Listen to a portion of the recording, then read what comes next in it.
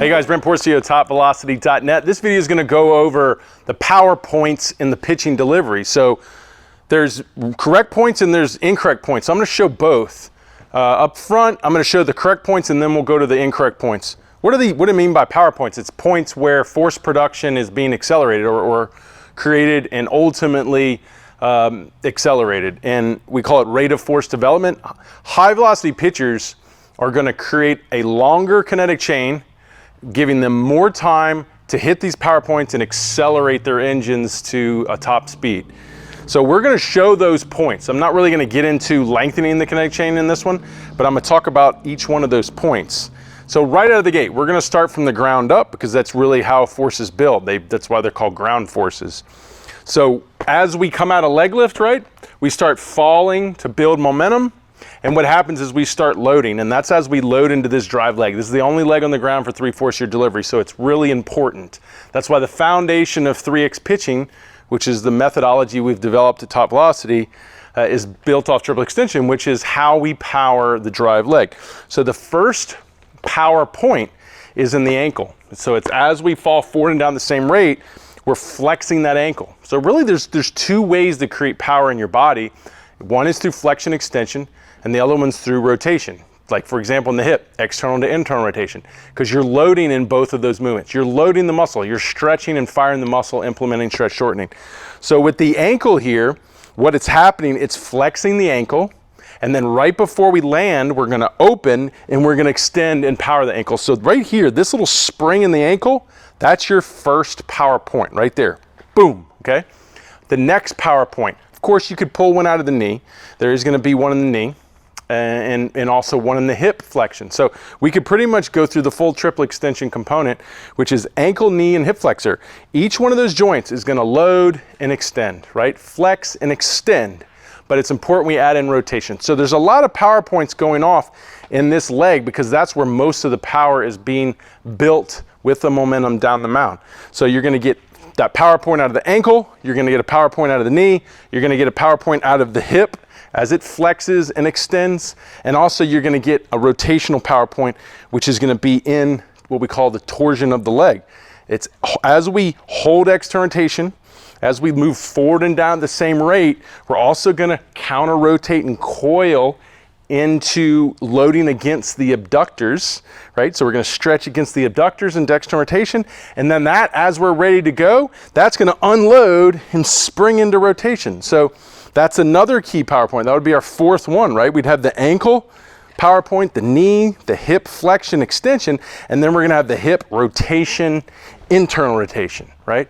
All these are very important to power the kinetic chain. That's why the drive leg should be coached the most, because there's more power points in that one part of your body than more than likely anywhere else. I mean, as far as when it comes to really generating power. Because if you fail here, you're gonna have to overcompensate dramatically as you move up. And we have studies on that. Like the Kibler and Chandler found that a 20% decrease in this energy coming up through the hip and trunk to the arm requires a 34% increase in the rotational velocity of the shoulder.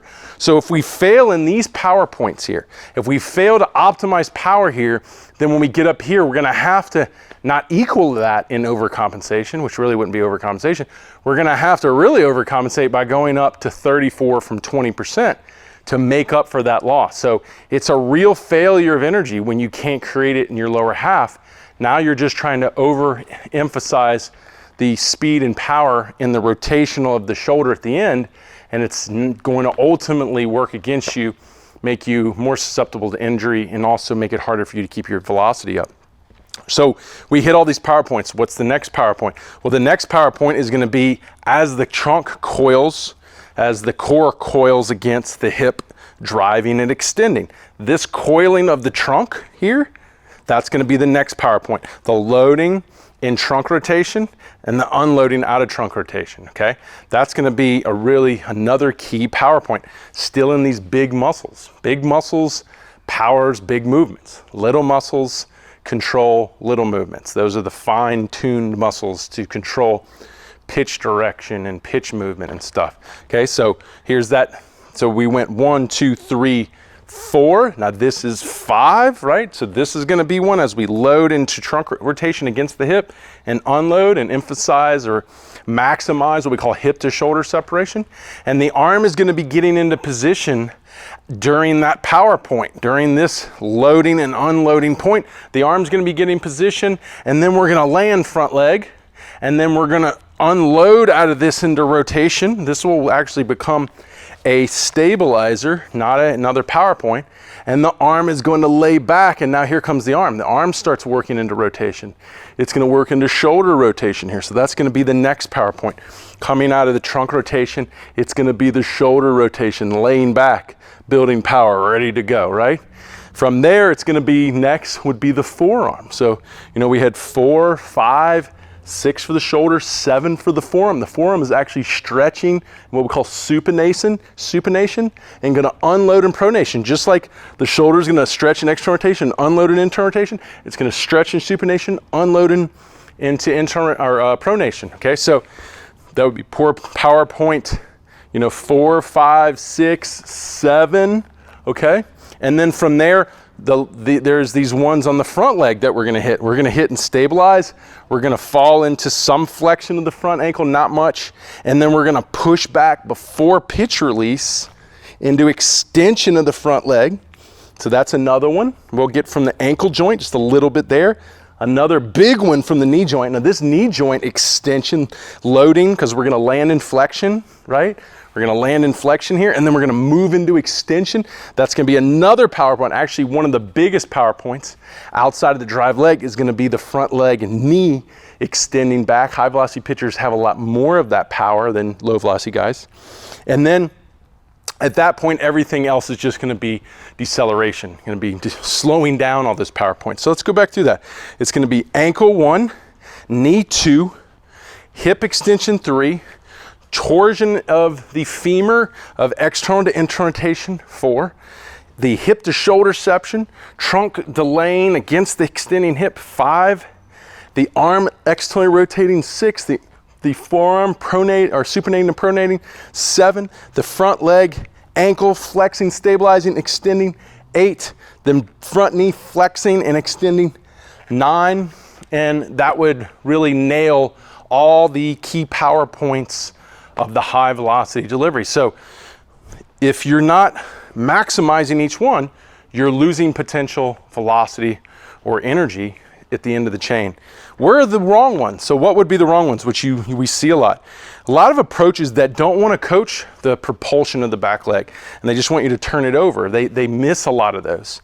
So when I lose a lot of these, now I'm in that 20% loss is a 34% increase. Where can I go to overcompensate? And we can actually get out of all these PowerPoints that I showed you, the 9 I showed you, that would optimize the kinetic chain. Here's one that's an overcompensator. It's this pulling of the glove.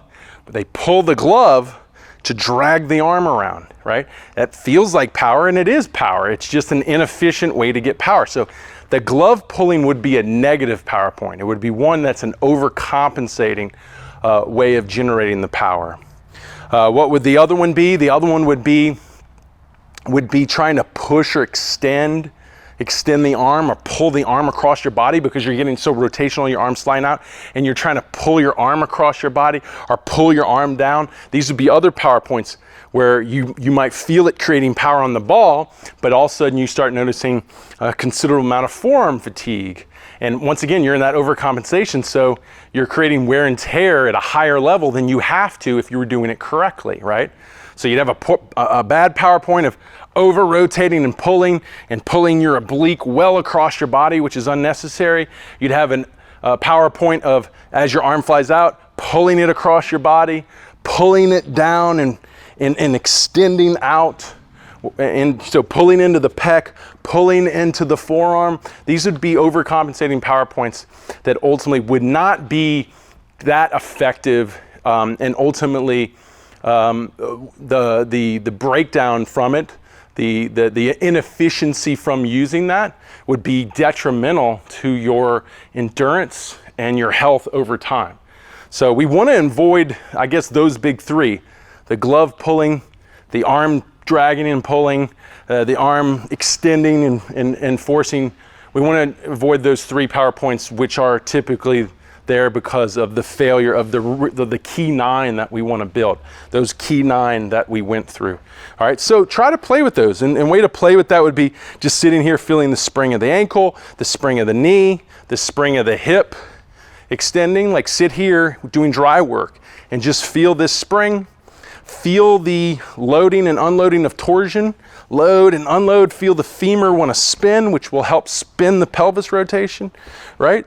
Then feel the front leg landing and pushing back, braking and pushing back, braking and pushing back, back leg propels, front leg pushes back to push energy out, right? And just feel that spring of the front leg. Then feel the counter movement of the trunk and that loading back and that springing forward. And then the arm wanting to lay against the trunk and supinate and externally rotate against the trunk and spring forward. And play with all 9 of those power points and see if they feel foreign to you. Because if they feel foreign to you, then you're obviously not implementing them well or optimally. And that's something you need to work on. That's something the TopVelocity programs will help you do. And do your best to avoid these 3, the pulling, dragging, extending, overcompensation of the arm.